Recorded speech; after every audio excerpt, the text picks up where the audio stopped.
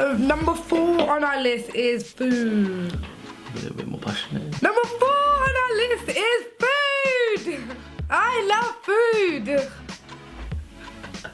So in terms of food, this is the first time you're gonna live away from home. It's gonna be hard as hell for you. Now, not only in terms of money, in terms of actually cooking food. One thing that I will suggest, something that I personally do, that allows me to save a lot of money and time, is I get my mom to cook really big portions of food and save them in little bags and put them in the freezer, just like that, you know, saving money. Lasts me like 2 weeks or so, and it will actually save me quite a lot. It's something that I would really recommend and that saved my life in first year was noodles. Noodles. I was obsessed with noodles. I like somebody. That's a bit racist.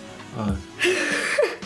Like my housemates thought I was obsessed with noodles. I was, but they are so fast and easy. You know, get things like pasta and jars of pasta sauce and things that are dried foods that can be stored in cupboards for a long amount of time, and get them from home so that you're saving money. When you actually go shopping, you realize how expensive food really can be. So just stock up on things from home.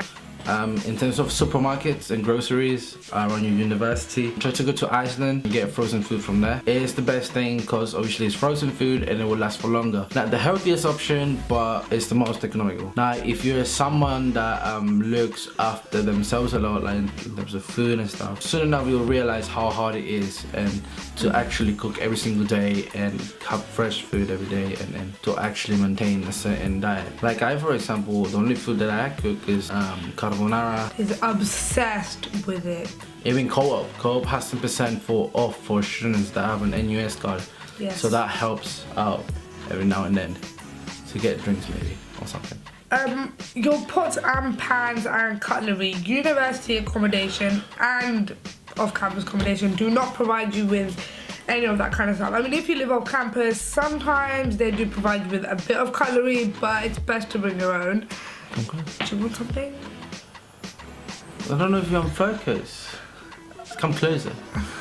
Yeah, like that. Yeah, so definitely bring some stuff from home. Sorry. Always interrupting me. Bless you. Thank you. Moving on. So make sure you have spoons, cups, knives, forks, everything, and a spare of everything as well. In regards to your pots and pans, check with your university accommodation and see what kind of cookers that they use, because me, I was a dummy and I didn't have a look at what my accommodation had, and I brought those pans that are for like electrical cookers. Yep. And we have a gas cooker, and yep. Now my pots and pans are all black on the bottom. Yep. So don't make that mistake.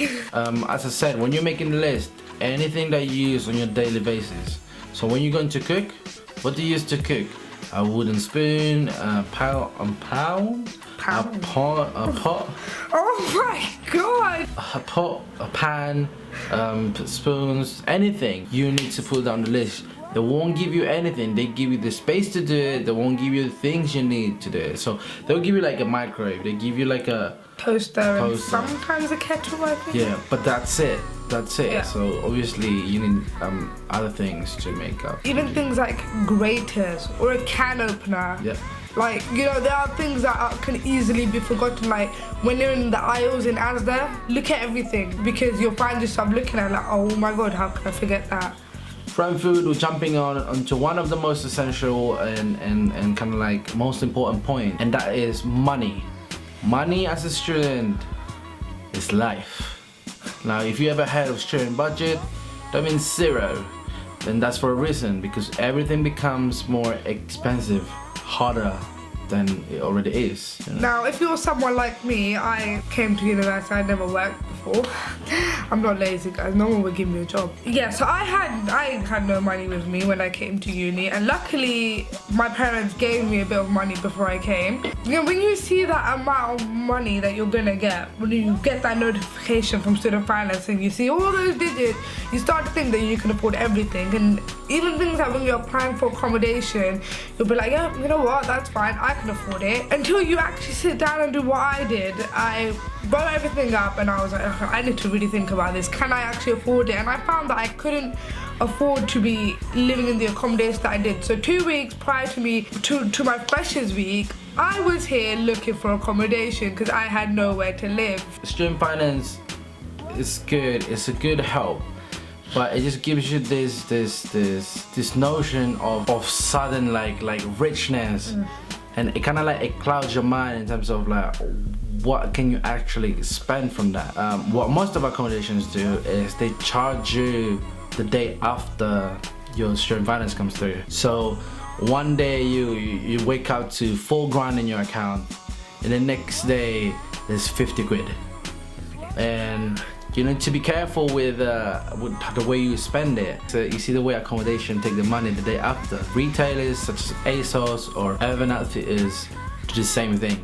They actually up the student discount up to 20 or 25% discount. So just make sure that you know what you have and you know what you're spending. And something to help out with that actually is to do a budget planning at the beginning. I'm not talking about like Excel, financial spreadsheets and all that jazz. Nah, just a normal, you get a pen and paper.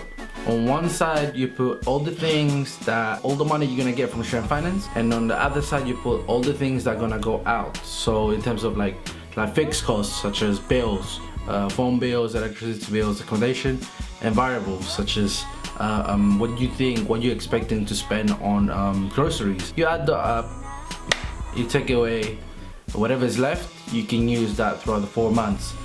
Be careful, divide it out throughout 4 months, because you don't want to budget and then for some reason, but I'm not saying follow it to the down to letter, like just have it as a reminder of how much you should be spending, because you don't want to be in a position where it's halfway through the month, you have no money left, and there's 3 months left till the next payment of student finance. One major tip that I want to give you guys is something I wish somebody reminded me of before I went to uni, was that student finance would give you a date of when your money will be coming in. Yeah. But that date doesn't necessarily count, because your money can only come in once you register. And I had my registration, I don't know about you, but halfway through my freshers week, and the money can take up to 3 to 10 days to come into your account. So you don't want to find yourself in a position where you have no money during freshers week. I was so lucky that my parents gave me a bit of money, and I remember sitting in my room like, now I don't have any money. And it just, even if it's a small amount of money, just get it off someone. Okay, I don't mean like that, just take it off someone. Take it. Now another thing that will help you out with money will be looking into the grants and bursaries that you can get from your university. They don't advertise it because what did you say? No one advertises free money. Exactly. So basically they won't tell you they have this specific bursary or grant. You will actually have to search it up. Like for example, our university. Please don't give away what we use. Otherwise, it will delay our process and I won't get my money on time. So we'll let you guys figure that out on your own. Fair enough. Yes. Fully just mumbling there, guys. So basically, yeah, look into the bursaries and grants that you can get. Also be scholarships. Now those are, I believe, are based on academical performances. So I guess that will tell you that automatically once you're enrolled and whatnot. So go and check that out as well. Now I guess we covered all the points, I think. Yeah. Just, I think, make a checklist. That is the one key thing that I would say to you. It might seem like a bit, what's the word? Like a bit useless. It's a long thing, innit? Long thing.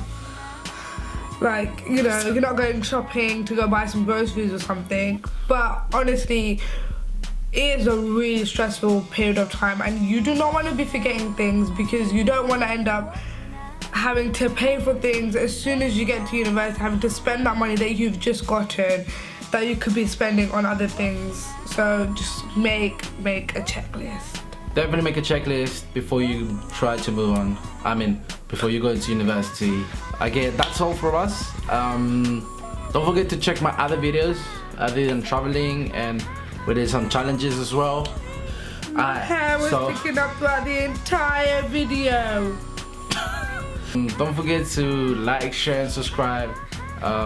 We're gonna be making more videos about you know, what are the things that can help you have a better freshers experience, and if we're lucky we'll be able to document our own freshers, if we can. And yeah, good vibes and peace out.